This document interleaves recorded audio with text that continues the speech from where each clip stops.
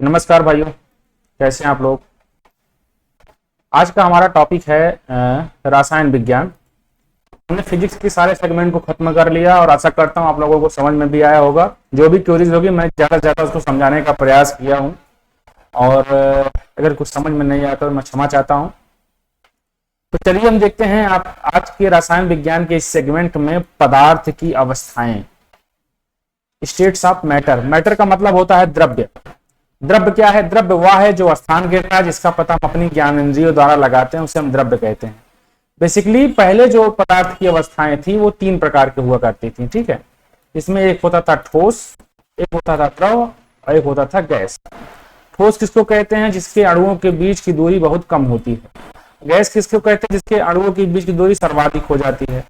और द्रव किसको कहते हैं? जिनके अणुओं के बीच की दूरी गैसों की अपेक्षा कम हो और ठोस की अपेक्षा ज्यादा होती है, ठीक है। उन्हें हम द्रव कहते हैं। ये तीन अवस्थाएं थी, लेकिन बदलते परिवेश में दो अवस्थाएं और आ गई है। एक होती है, चौथी अवस्था होती है प्लाज्मा। आप बहुत ज्यादा जब हीट उत्पन्न करेंगे, बहुत सूर्य में देखते होंगे, सूर्य में जब तेज अग्नि आप उड़ते हुए जैसे देखते होंगे, ऐसे सूर्य से उड़ते हुए, तो क्या है? वो प्लाज्मा का फॉर्म है। ये होता है बहुत अधिक गर्मी पर, जो चरम गर्मी होती है, तो वहां से जो मेल्टिंग पॉइंट से जो है इलेक्ट्रोमैग्नेटिक वेव्स हीट के रूप में निकलते हैं, उन्हें हम क्या कहते हैं? प्लाज्मा कहते हैं, ठीक है। बोस पचवन है क्या? वो बोस आइंस्टीन कंडेंसेट है। बहुत ठंडा आप कोई चीज कर दीजिए तो अपने ठंडापन की चरम परिस्थिति क्या है? बोस आइंस्टीन कंडेंसेट है। ये पांच प्रकार की द्रव की अवस्थाएं आपको मैंने बता दिया था, मोटी मोटा है। जब आप इसका चैप्टर पढ़ेंगे तो वहां पर इसको व्यापक रूप से बताया जाता है, ठीक है। फिलहाल हमारा जो टॉपिक है वो है पीवाईक्यूज प्रीवियस ईयर्स के। तो चलिए शुरू करते हैं। यहाँ पर देखिए पहला क्वेश्चन लिखा है कि दो विभिन्न प्रकार के पदार्थों की कण को स्वतः ही आपस में मिश्रित करने की प्रक्रिया को क्या कहते हैं? मतलब पदार्थ ए है और पदार्थ बी है। तो पदार्थ ए और पदार्थ बी के पदार्थों के कण जो होते हैं, इनको आपस में मिश्रित करने की प्रक्रिया को डिफ्यूजन कहते हैं। डिफ्यूजन क्या होता है? दो विभिन्न प्रकार के पदार्थों के कण को स्वतः ही आपस में मिश्रित करने की प्रक्रिया को डिफ्यूजन कहते हैं। इसे विसरण भी कहते हैं, ठीक है। इसे विसरण भी कहते हैं, डिफ्यूजन या विसरण कहते हैं। सजीव कोशिकाओं में अमीनो अम्ल के संवाहन में विसरण की मुख्य भूमिका होती है। ठोस, द्रव एवं गैस के अणुओं को परस्पर मिल जाने से की एक ही प्रक्रिया को विसरण कहते हैं, ठीक है। विसरण एक अपरिवर्तनीय प्रक्रिया है जिसके पदार्थों के स्वाभाविक बहाव से सांद्रण का अंतर कम हो जाता है। मतलब कोई चीज अधिक सांद्र है, ठीक है, और उसमें यदि आप कोई चीज मिला देते हैं जो कम सांद्र है, तो इसमें सांद्रता की मात्रा कम हो जाती है। इसी प्रक्रिया को जो मिलता है उसे क्या कहते हैं? विसरण कहते हैं। मतलब वो विसरित हो गया, एक दूसरे में विलीन हो गया, ठीक है। दूसरा क्वेश्चन देखते हैं। ठोस के संबंध में निम्नलिखित में से कौन सा कथन सही है? कोई निश्चित आकार नहीं परंतु निश्चित मात्रा होती है। भाई ठोस की तो एक आकार होती है, तो गलत बात है। ना तो निश्चित आकार है और ना ही निश्चित मात्रा, ये भी गलत है। निश्चित आकार है परंतु निश्चित मात्रा नहीं है, ठीक है, तो ये भी गलत बात है। मात्रा भी उसकी निश्चित हो, जब आकार निश्चित हो तो मात्रा भी निश्चित होनी चाहिए। तो ये D is the right answer होगा। निश्चित आकार और निश्चित मात्रा दोनों होनी चाहिए। ठोस वस्तु का आकार एवं मात्रा निश्चित होता है। ये निश्चित द्रव्यमान, आयतन एवं आकार के होते हैं। इनमें अंतरा आणविक दूरियां लघु होती है, बहुत कम होती है, ठीक है, तो मैंने ऊपर ही बता दिया था आपको। इनमें अंतरा आणविक बल होते हैं। इनके अवयवी कणों में परमाणुओं, अणुओं और आयनों की स्थिति निश्चित होती है। मतलब जो अंतरा आणविक कण है उनमें परमाणु, देखिए परमाणु किसको कहते हैं आप थोड़ा जान लीजिए। प्रकृति में पाए जाने वाला वह सूक्ष्मतम से सूक्ष्मतम कण जिनसे मिलकर, मतलब दो परमाणु मिलकर एक अणु का निर्माण करते हैं। तो प्रकृति में पाए जाने वाला वह सूक्ष्मतम से सूक्ष्मतम कण जिनसे मिलकर अणुओं का निर्माण होता है वो परमाणु कहलाते हैं। मतलब सबसे छोटा एलिमेंट क्या है? वो परमाणु है, परमाणु है। मतलब उससे छोटा कोई अणु है नहीं है, ठीक है। आपको पता होगा कि नैनो टेक्नोलॉजी के माध्यम से लोग आज अधिकांश मात्रा में विकास कर रहे हैं और इस पर टाइम ट्रेवलिंग फिक्शन मूवीज आती हैं। आप हॉलीवुड मूवीज वगैरह देखते होंगे तो आपको व्यापक तौर पर ये चीज समझ में आएगी, कॉन्सेप्ट भी समझ करके आएगा, ठीक है। तो वहां पर आप अवेंजर्स मूवी देखे होंगे और एंड गेम वाला, उसमें देखे होंगे कि लोग नैनो टेक्नोलॉजी का प्रयोग करके, पिन पार्टिकल्स का प्रयोग करके जो है वो क्या करते थे, भूतकाल में गए थे। तो क्या पिन पार्टिकल्स क्या थे, परमाणु लेवल पर काम करते थे। मतलब अभी आप एक काम करिए, आपके नया रिसर्च आया हुआ है, या आज से कई आप इतनी स्पीड जाइए और स्पीड से आप अंतरिक्ष के एक छोर पर जाएंगे, तो वहां पर जब जूम करके देखेंगे तो सारी घटना वहां से, अगर आपको कोई पास स्कोप होगी तो महाभारत जो घट रहा है यहाँ का उस समय वहां पर दिखाई देगा, क्योंकि वो वेव्स आज भी घूम रहे हैं, उस समय का ड्यूरेशन के वेव्स घूम रहे हैं। अच्छा, क्या आपको लगता नहीं कि आप एक टाइम लूप होल में हैं, क्योंकि कुछ चीजें बार बार घटनाएं घटित हो रही हैं। फिलहाल छोड़ते हैं इस चीज को और अपने कॉन्सेप्ट पर आते हैं, क्योंकि इससे अगर हम देखेंगे तो भटकाव होगा। और यह कण केवल अपनी मध्य स्थितियों के दोनों ओर दोलन कर सकते हैं। ये असंपीडनीय और कठोर होते हैं। मतलब ये असंपीडनीय का मतलब होता है इनमें दबाव ज्यादा उत्पन्न नहीं हो पाता और कठोर होते हैं। 3 नंबर क्वेश्चन देखते हैं, निम्नलिखित में से कौन सी प्रक्रिया एक रासायनिक परिवर्तन है। देखिए भौतिक परिवर्तन होता है, एक रासायनिक परिवर्तन होता है। देख लेते हैं, पौधों में प्रकाश संश्लेषण, ये एक रासायनिक परिवर्तन है। ठीक है, तो पदार्थों में होने वाले ऐसे परिवर्तन जिनमें पदार्थ अणुओं का रासायनिक संगठन अथवा अणुओं की आंतरा आणविक संरचना में परिवर्तन होता है, रासायनिक परिवर्तन कहलाते हैं। वे परिवर्तन अस्थायी होते हैं। उदाहरण के लिए पौधों में प्रकाश संश्लेषण, पदार्थों का दहन, जंग लगना, दूध का खट्टा होना। मतलब वो रिवर्स नहीं होगा, इसमें रिवर्सेबल नहीं है। वो क्या है आपका रासायनिक परिवर्तन। अब जैसे ये मोम का पिघलना दिया गया है, ये रिवर्सेबल है कि नहीं, रिवर्सेबल है। मोम पिघलेगा, फिर मोमबत्ती बनेगा, फिर पिघल जाएगा, तो क्या है, ये भौतिक परिवर्तन है। पानी का संघनन भी क्या है, भौतिक परिवर्तन है भाई, चूंकि पानी गर्म होगा, फिर संघनित होगा, फिर गर्म होगा, फिर संघनित होगा। वाष्पोत्सर्जन भी भौतिक परिवर्तन है, लगातार उसी चक्र में चलता रहता है। लेकिन पौधों में प्रकाश संश्लेषण जो होता है, एक बार प्रकाश संश्लेषित हो जाता है, दोबारा वह प्रकाश फिर वापस नहीं आता है, वो कन्वर्टेशन हो जाता है कहीं ना कहीं।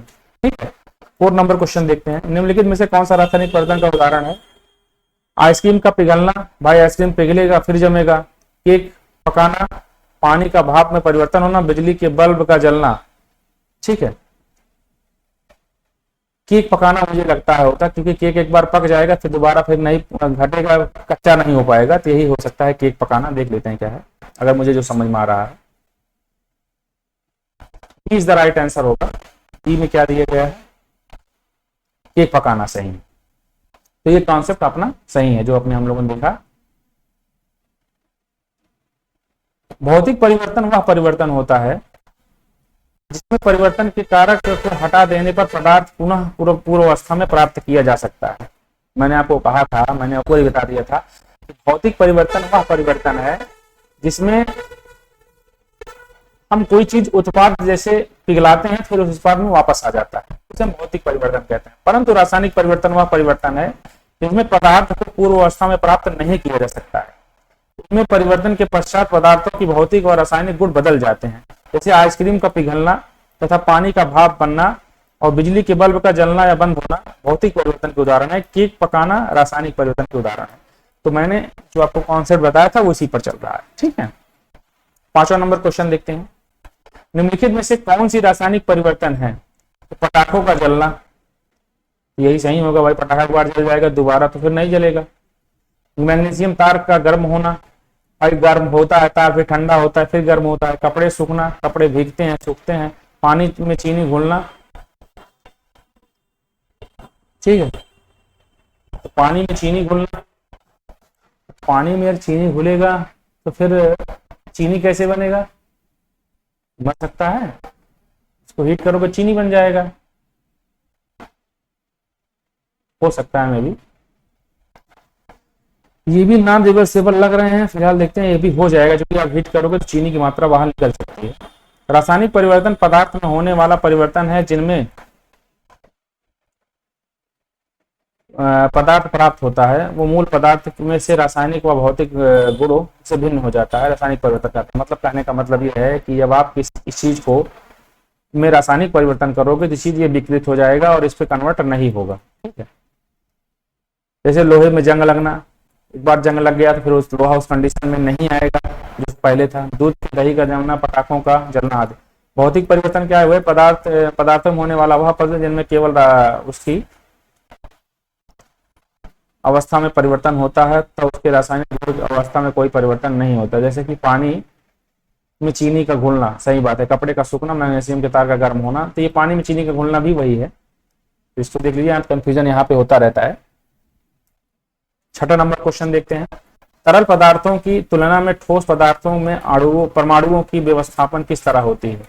जो तरल पदार्थ होते हैं, मतलब द्रव जो होता है, ठोस की अपेक्षा दूर दूर होते हैं, बारीकी से नहीं बधे होते हैं, बहुत बारीकी से बधे होते हैं। तो यहाँ पर देखिए सही है, कैसे सही है, देखिए द्रव की अपेक्षा ठोस अवस्थाओं में अणु अत्यधिक पास पास होते हैं, द्रव की अपेक्षा ठोस में अणु अधिक अधिक पास होते हैं, तो हम सब जानते हैं। अणुओं के बीच आकर्षण शक्ति बहुत अधिक होती है, ये भी सही बात है भाई, पास पास होंगे तो। परमाणु स्वरूप अणुओं की गति करने की स्वतंत्रता नहीं होती है, तो परमाणु लेवल पर जो पास पास होंगे उसमें जो गति करने की स्वतंत्रता होगी, सॉरी, वो नहीं होगी। जबकि द्रव के अणु दूर दूर होते हैं और इसलिए इनके बीच अंतर आणविक स्थान ज्यादा होता है, आकर्षण बल कम होता है, और इस कारण द्रव अणु सीमित स्थान से अनियमित गति करते हुए एक दूसरे से फिसलते रहते हैं। जबकि गैस के अणु दूर दूर होते हैं, अर्थात इनके मध्य अंतर आणविक स्थान बहुत ज्यादा होता है, और ये अणुओं के बीच की अधिक दूरी होने के नाते मध्य अंतर आणविक बल कम काम करते हैं, और इसके प्रत्येक अणुओं में स्वतंत्रता पूर्वक अनियमित गति करता रहता है। अर्थात तरल पदार्थ की तुलना में ठोस पदार्थों के परमाणुओं के व्यवस्थापन बहुत बारीकी से बधा होता है। तो सही बात इन्होंने कहा है कि मतलब जैसे उन्होंने कहा कि ये ठोस है, ठीक है, अब इसमें देखो एकदम पास पास है, और ये है आपका द्रव, ये दूर दूर है, इनके बीच जो आकर्षण बल होगा इसकी अपेक्षा क्या होगा, कम होगा, और इनके बीच जो बल होगा वो क्षीण होगा इसकी तुलना में, ठीक है, वही चीज उन्होंने बताया होगा। 7वां नंबर क्वेश्चन देखते हैं, पदार्थ की इसमें से किस अवस्था का घनत्व न्यूनतम होता है। ठीक है, इनमें से कोई नहीं, तो छोड़िए इस बात को, तरल, गैसीय और ठोस। तो पदार्थ की इनमें से किस अवस्था में घनत्व कम से होगा। द्रव्यमान बराबर होता है आयतन गुणे घनत्व। तो घनत्व बराबर क्या होगा, 1 बटा द्रव्यमान। अच्छा, जिसका द्रव्यमान कम होगा उसका घनत्व अधिक होगा, जिसका द्रव्यमान अधिक होगा घनत्व उसका ज्यादा होगा। तो न्यूनतम घनत्व जिसका द्रव्यमान भी घनत्व उसका कम होगा। द्रव्यमान किसका ज्यादा है इसमें, तरल का, गैसीय का या ठोस का। तो गैस का द्रव्यमान जो है सबसे कम है, आपको पता होगा गैस सबसे हल्की होती है, तो उसका घनत्व ज्यादा होगा। ठीक है, तो द्रव्यमान जिसका कम होगा घनत्व उसका ज्यादा होगा, द्रव्यमान जिसका कम होगा घनत्व उसका ज्यादा होगा। ठीक है, तो गैस का द्रव्यमान कितना कम है, द्रव्यमान बराबर होता है आयतन गुणे घनत्व के। एक सेकंड रुक जाइए, एक सेकंड, मैंने गलत थोड़ा एलिब्रेशन किया है, एक सेकंड उल्टा कर दिया। देखिए, द्रव्यमान बराबर होता है आयतन गुणे डेंसिटी के, अर्थात द्रव्यमान जिसका ज्यादा होगा घनत्व उसका ज्यादा होगा। ठीक है, और द्रव्यमान जिसका कम होगा घनत्व उसका कम होगा। इसी बीच यदि आप इसको ले लेते हैं आयतन को, तो m/v is equal to d, अर्थात v जिसका कम होगा, आयतन जिसका कम होगा घनत्व उसका ज्यादा होगा। ठीक है, यहाँ आयतन और घनत्व में इरिवर्सिबल जो है कॉन्सेप्ट है, जबकि द्रव्यमान और आयतन घनत्व में रिवर्सिबल मतलब जो होगा वो अनुक्रमानुपाती संबंध है। अर्थात द्रव्यमान जिसका कम होगा और उसका घनत्व भी कम होगा। तो तरल का द्रव्यमान, ठोस का द्रव्यमान और गैसीय के द्रव्यमान में गैसों का द्रव्यमान सबसे कम होता है, इसलिए गैसों का घनत्व सबसे कम होगा। सी इज द राइट आंसर होगा। देखिए, कभी कभार हमारा मस्तिष्क जो होता है, हमारा सबका आपका भी ये डिस्टर्बेंस हो जाता है, कहीं से आप आ रहे हो, कुछ चीज दिमाग में चल रही है, तो आप इसको लिए दिक्कत मत लीजिए, मैं आपको यकीन मानिए गलत नहीं बताऊंगा। पदार्थों की गैसीय अवस्था का घनत्व न्यूनतम होता है, घनत्व उस पदार्थ के द्रव्यमान और उसके आयतन के अनुपात होता है, अर्थात ठोस का घनत्व अधिकतम होता है और ठोस की इकाई आयतन अधिक द्रव्यमान धारण करती है। वही चीज में बताया गया है। 8वां नंबर क्वेश्चन देखते हैं, लोअर पीसीएस का एग्जाम है, मेंस का। वह तापमान जिस पर कोई ठोस वस्तु अपनी ठोस अवस्था से द्रव अवस्था में परिवर्तित हो जाता है उसको हम क्या कहते हैं। वह ताप जिस पर कोई ठोस वस्तु अपनी ठोस अवस्था से गैस में हो जाता है तो गलनांक कहते हैं। सीधे सीधा भाई, गलनांक क्या होता है कि ठोस अवस्था से द्रव अवस्था में कन्वर्टेशन को क्या कहते हैं, गलनांक पॉइंट कहते हैं, मेल्टिंग पॉइंट कहते हैं।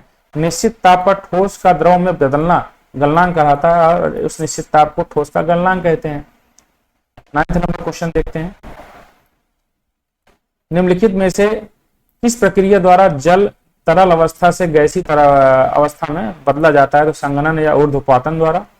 ऊर्ध्वपातन क्या होता है? ऊर्ध्वपातन उसको कहते हैं कि कोई चीज ठोस अवस्था में है और सीधा गैस में बदल जाए, ठोस से सीधा गैस में, तो ऊर्ध्वपातन कहते हैं या सिमलिमेशन कहते हैं, सब्लिमेशन कहते हैं। ठीक है, तो इसमें कह रहा है कि जल तरल अवस्था से ठोस अवस्था में कैसे बदलती है?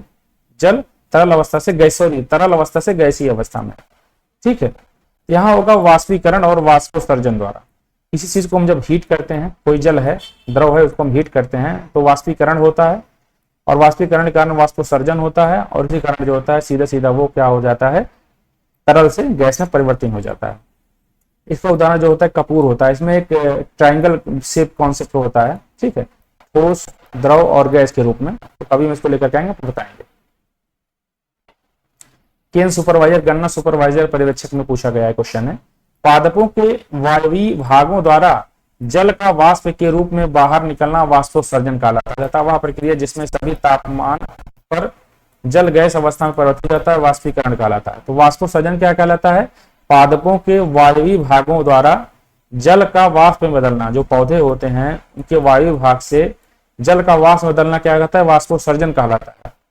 पादपों के वायवीय भागों द्वारा जल का वाष्प के रूप में बाहर निकलना क्या, जैसे आप देखते होंगे कि पौधे जहां होते हैं मुरझा जाते हैं, तो यह पौधे से जो सूर्य का प्रकाश जब पड़ता है तो मुरझाते हैं, यहाँ से इसका जल को सोख लेते हैं, इसको हम क्या कहते हैं? वाष्पोत्सर्जन कहते हैं। ठीक है, तो वह प्रक्रिया जिसमें सभी तापमान पर जल गैस अवस्था में परिवर्तित होता है उसको हम वाष्पीकरण कहते हैं। जिस तापमान पर जल का गैस में बदला जाता है उसको वाष्पीकरण कहते हैं। वाष्पीकरण की प्रक्रिया ओशांक अवस्था को छोड़कर प्रत्येक तापमान, स्थान व समय में होती रहती है। मतलब कहने का मतलब है कि प्रत्येक तापमान, प्रत्येक स्थान पर वाष्पीकरण की प्रक्रिया होती है। इसके लिए आप जहां पर देखेंगे कि जहां सूर्य का प्रकाश पड़ रहा है, देखते हैं धीरे धीरे वह पानी सूख जाता है। ठीक है, तो ये क्या है? वाष्पीकरण की प्रक्रिया हर समय, हर तापमान, हर कंडीशन में होता रहता है। वाष्पीकरण की दर विभिन्न वायुमंडलीय कारकों पर निर्भर करती है। सही बात है, जिस प्रकार का वहां का वायुमंडलीय वर्ग होगा उस प्रकार से पर निर्भर करेगी। तो आशा करता हूं इन कॉन्सेप्ट को आपने समझा होगा। मैंने यहाँ पर आपको पदार्थ की अवस्थाएं बताया था, ठोस, द्रव, गैस, प्लाज्मा और बोस आइंस्टीन कंडेंसेट के बारे में बताया था। थोड़ा बहुत मैंने आपको नैनो टेक्नोलॉजी के बारे में बताने का प्रयास किया। भौतिक परिवर्तन क्या है, जिसके परिवर्तन करने पर वह रिवर्सेबल हो। भौतिक परिवर्तन जिसके परिवर्तन करने पर रिवर्सेबल ना हो उसे हम रासायनिक परिवर्तन कहते हैं। जैसे मोम का पिघलना भौतिक परिवर्तन है, लेकिन जंग का लगना क्या है? रासायनिक परिवर्तन है। ठीक है, तो इतना मैंने आपको बता दिया। वाष्पीकरण क्या है, संघनन क्या है, इसको मैंने बता दिया। कोई भी कॉन्सेप्ट होगा, गलनांक, क्वथनांक क्या है? क्वथनांक वो होता है जो किसी द्रव को, मतलब जमने की प्रक्रिया को क्वथनांक कहते हैं। ठीक है, मतलब द्रव से ठोस में परिवर्तन जो पॉइंट जहां पर बनता है उसे हम क्वथनांक कहते हैं। तो आई होप ये कंडीशंस आपको समझ में आ गए होंगे। कल हमारा टॉपिक होगा क्या? परमाणु संरचना, एटॉमिक स्ट्रक्चर। ठीक है, तो फिर हम कल अपना जो है टॉपिक स्टार्ट करेंगे। नमस्कार।